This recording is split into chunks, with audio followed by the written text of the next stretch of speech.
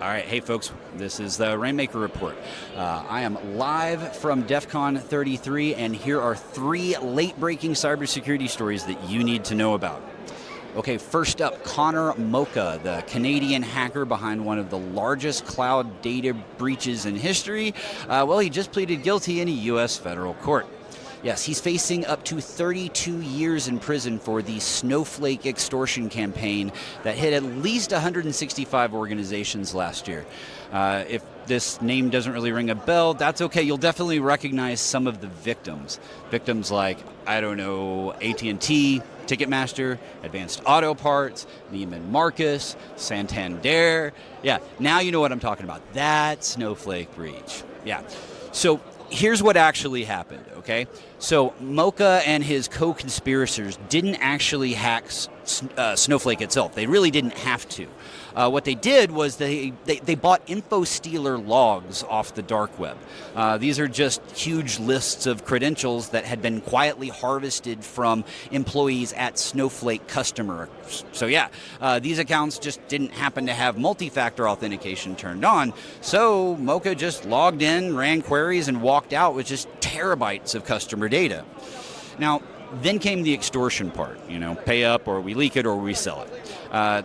And so for that reason, let's kind of pivot and talk about why this really matters to you, okay? Because this is really it's a poster child for, shared responsibility failure, really. Snowflake gave customers the option to enforce MFA, but they didn't. And that's really what the issue was all about here. Yeah, the attackers noticed, and basically a single guy operating out of Kitchener, Ontario, allegedly pulled in millions in ransom payments from Fortune 500 companies, all because they just didn't turn on MFA. Yeah, so the evidence that the prosecution used was actually pretty damning in this case. Prosecutors say Moucka extorted at least $36 million in Bitcoin payments, and subsequently he's pleading guilty to conspiracy, computer fraud, wire fraud, and aggravated identity theft. Yeah. His co-conspirator, John Benz, was conveniently already in a Turkish prison on a separate T-Mobile matter.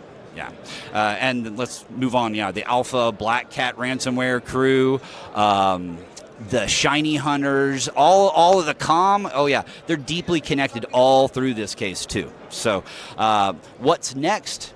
Well, immediately sentencing. But beyond that, yeah, Snowflake's. They've made it mandatory for new accounts. That's about it. So yeah, good. About freaking time though.